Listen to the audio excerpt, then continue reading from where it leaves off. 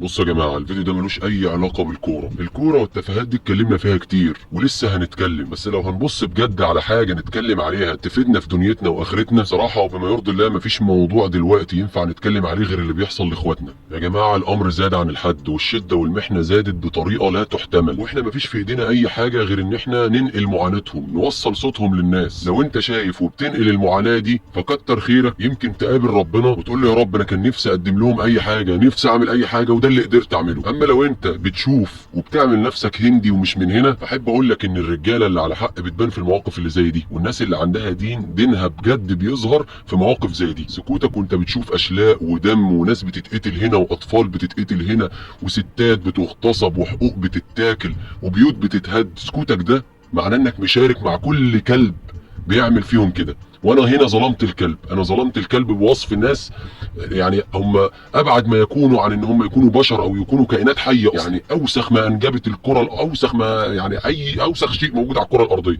هو الكيان ده والناس اللي بتنتمي ليه والناس الداعمين ليه. الكيان القذر اللي بقى بيستبيح الارض والعرض، الكيان اللي سكتنا له امه عربيه دخل بحماره، بداها بفلسطين، دخل على لبنان ثم سوريا ثم ايران ثم قطر ويا عالم والعراق، ويا عالم مين جاي تاني، ويا عالم هيعمل ايه تاني، ومش لاقي حد يوقفه ولا يوقف العربده بتاعته دي. الكيان القذر اللي ما سابش صحفي او اعلامي ولا حتى دكتور ولا مهندس ولا حتى مستشفى ولا جامعه ولا مدرسه ولا طفل ولا ست ولا شيخ ولا كهل ولا اي ولا كائنات ولا حيوانات، ما سابش حد غير لما اذاه، ما سابش حد غير لما ضرب. كان القذر اللي عمره مهما عمل ومهما فعل من افاعيل شنيعه عمره ما هيكون له مكان وسطنا وعمره ما هيكون مرحب بيه. كان اللي مهما شرد ملايين، مهما عمل اللي عمله ده في ملايين، عمرك ما هيكون لك مكان وسطنا. هتفضل مقاومتك حق على كل مسلم وكل عربي. عمرك يا صهيوني يا كياني يا قذر ما هترتاح وسطنا. اعمل مهما تعمل والناس تتخاذل وتدعمك وتعمل بص كل الافعال الشنيعه اللي ممكن تقدر تعملها،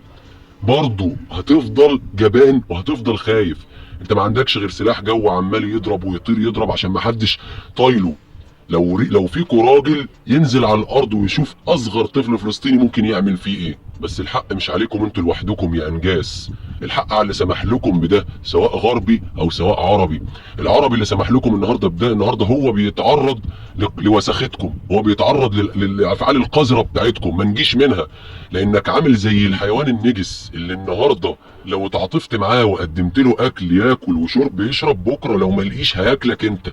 وحتى لو لقي، لان هو في الاساس نجس، لا عنده اصول ولا عنده مبادئ ولا عنده قيم ولا عنده اي عهود ولا مواثيق ان انت تاخدها عليه. يا جماعه احنا لازم نبقى اكتر من اي وقت تاني متحدين، لازم نقف ورا القضيه، لازم ندعمها، لازم يا جماعه نبص لحاجات مفيده.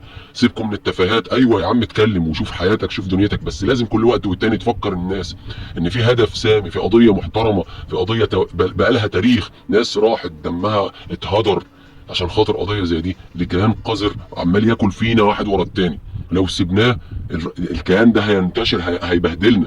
لازم يا جماعه نقف وقفه واحده، لازم الاخ القطري السعودي البحريني السوري المصري كلنا نبقى في كفه واحده وندعم بعض. والله كلامي ده انا ما مرتبه ولا كان في دماغي ان انا اتكلم في حاجه زي كده، وبص كله عائد الكوره والترفيه وكده، بس يا جماعه مش قادرين، خلاص مش قادرين.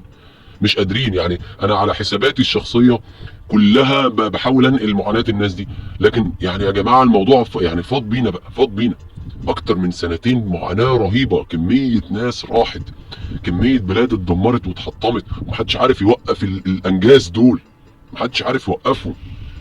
لازم يا جماعه نبقى متحدين وننقل معاناه اخواتنا، ولازم نبقى يعني ايد واحده كلنا، ما ينفعش نتفرق تاني، ما ينفعش. هنتفرق النهارده هياكلونا بكره. اللهم بلغت اللهم فاشهد. انا حاولت ان انا على الاقل اعمل حاجه لما اقابل ربنا، احاول اقول له يا رب يا رب انا حاولت ان انا اقدم اي حاجه حتى لو كلمه، حتى لو كلمه، وربنا شهيد.